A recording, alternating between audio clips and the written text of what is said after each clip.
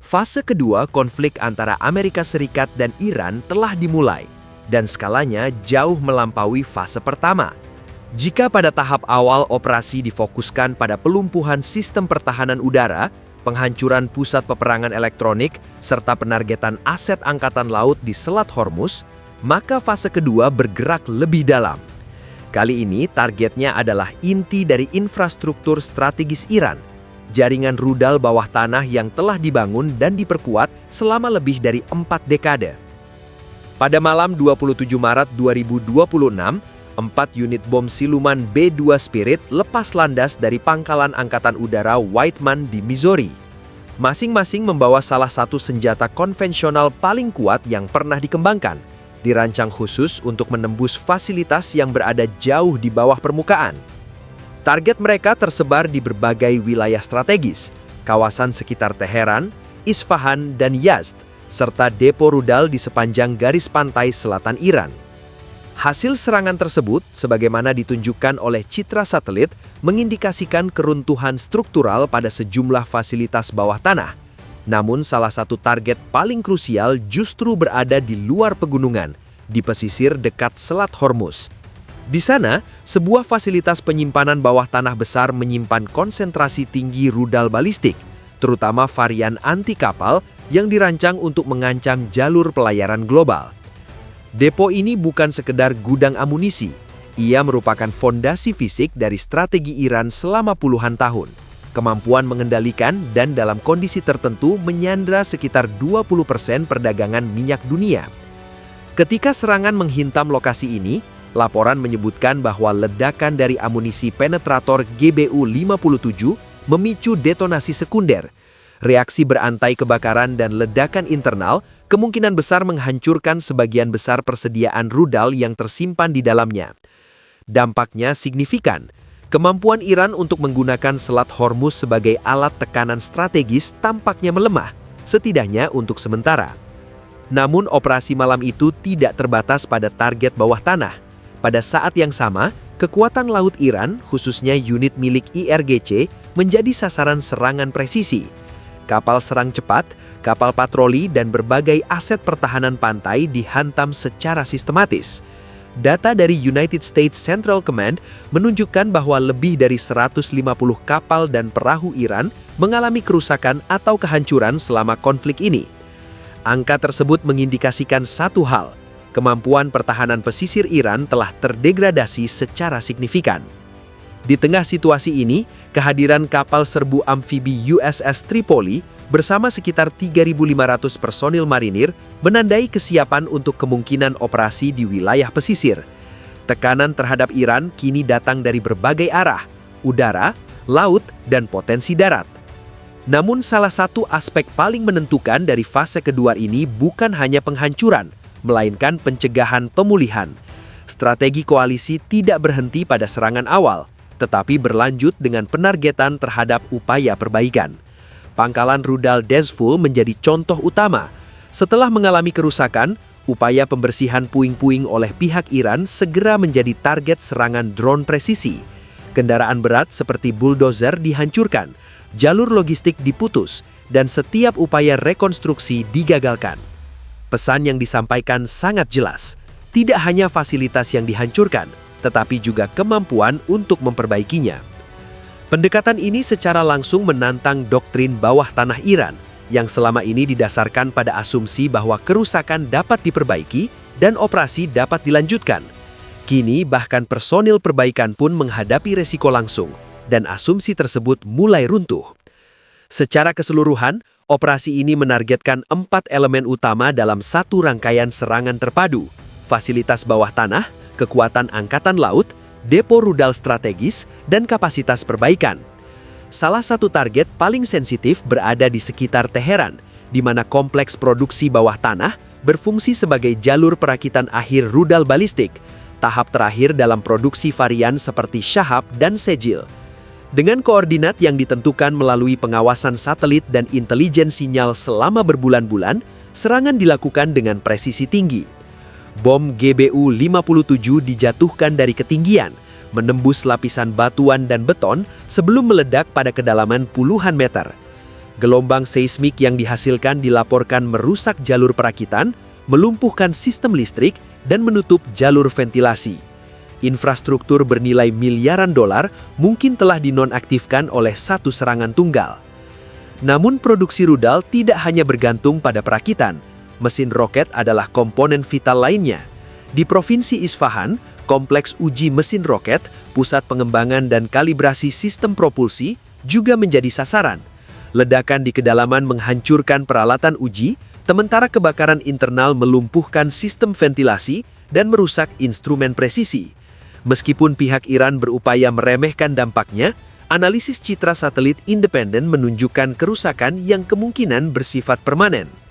Serangan ketiga bahkan mencapai kedalaman yang lebih ekstrim. Di wilayah Yazd, fasilitas bawah tanah yang memproses komponen rudal dihantam dengan penetrasi yang dilaporkan mencapai sekitar 200 kaki. Efek termobarik dari ledakan disega menyebabkan sistem oksigen internal menciptakan reaksi berantai yang menghancurkan area produksi dan penyimpanan. Dampaknya meluas hingga ke kemampuan produksi rudal kerujung, termasuk yang selama ini menjadi bagian dari strategi asimetris Iran melalui dukungan ke kelompok seperti Hizbollah dan Houthi. Dalam satu malam, fase kedua perang ini menunjukkan karakter yang berbeda, terkoordinasi, dalam, dan sistematis. Bukan hanya menghancurkan target, tetapi memutus rantai produksi, logistik, dan pemulihan secara menyeluruh. Dan disinilah realitas baru muncul. Perang tidak lagi hanya tentang menghancurkan apa yang terlihat di permukaan. Ia kini menargetkan sistem yang tersembunyi, proses yang berkelanjutan, dan kemampuan untuk bangkit kembali. Dalam sistem produksi militer modern, kekuatan tidak hanya ditentukan oleh satu fasilitas, melainkan oleh keterhubungan seluruh rantai produksi.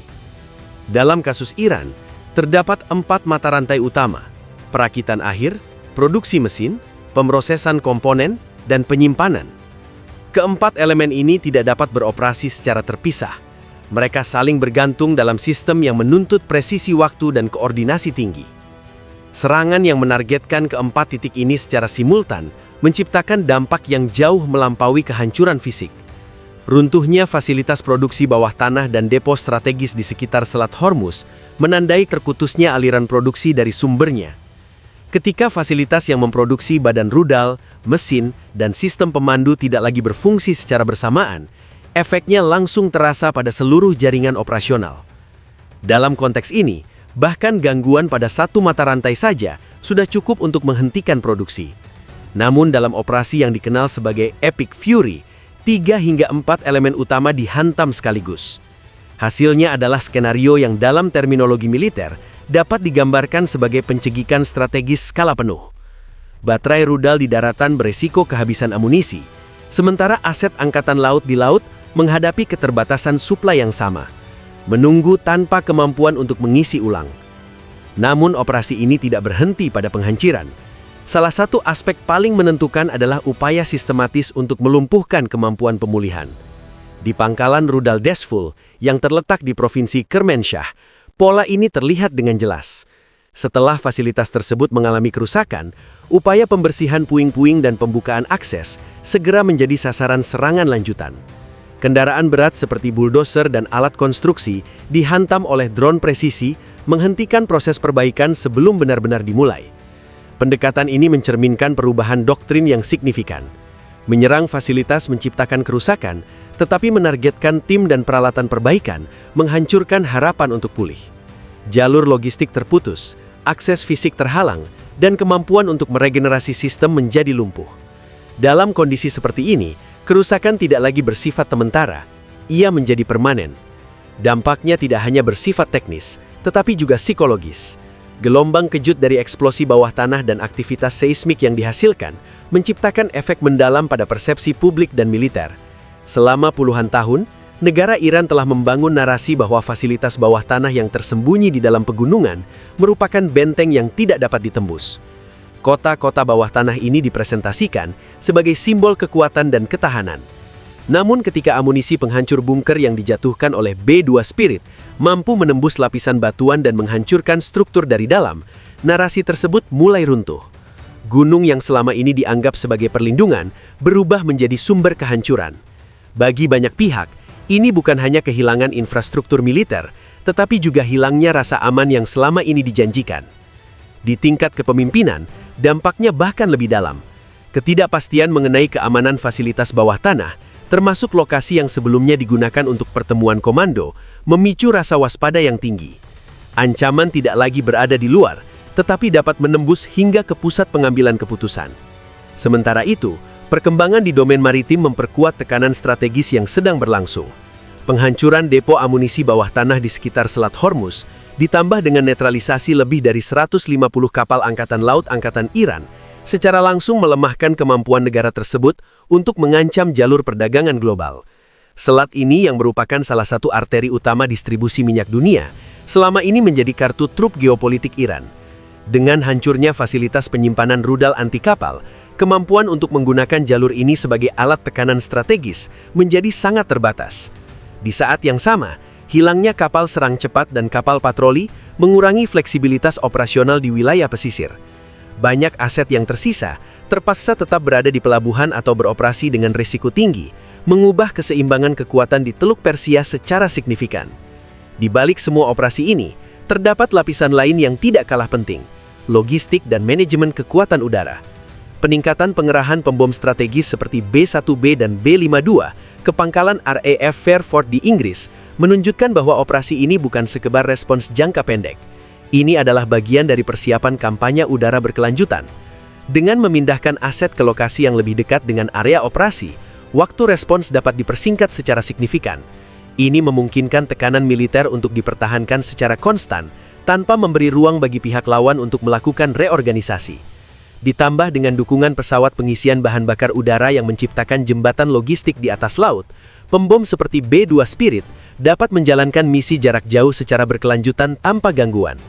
Skala dan kompleksitas operasi ini mencerminkan kemampuan proyeksi kekuatan yang hanya dimiliki oleh segelintir negara di dunia.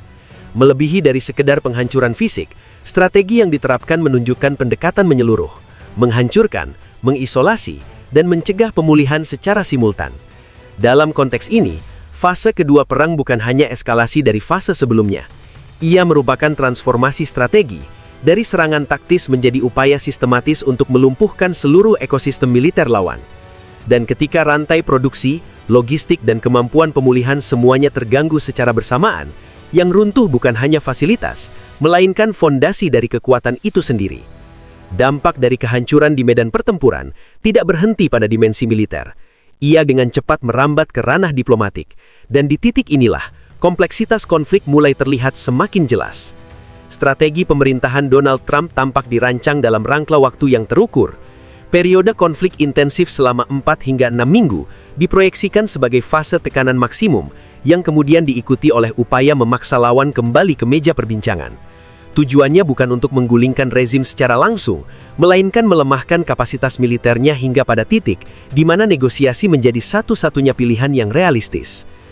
Di sisi lain, respons dari Iran menunjukkan dinamika yang sangat berbeda. Pemerintah Iran mengajukan daftar tuntutan 6 poin yang mencakup jaminan keamanan yang mengikat, penutupan pangkalan militer AS di kawasan, pembayaran ganti rugi perang, gencatan senjata regional, pembentukan rezim hukum baru di Selat Hormuz, serta ekstradisi individu yang dianggap terlibat dalam operasi media. Dalam konteks realitas di lapangan, di mana infrastruktur militer mengalami kerusakan signifikan dan kemampuan angkatan laut tertekan, tuntutan ini lebih mencerminkan upaya mempertahankan citra kekuatan di hadapan publik domestik. Kemungkinan terpenuhinya tuntutan-tuntutan tersebut dinilai sangat kecil, yang pada gilirannya menunjukkan betapa sempitnya ruang untuk solusi diplomatik dalam waktu dekat. Namun, dampak strategis dari operasi yang dikenal sebagai Epic Fury tidak hanya terbatas pada Iran.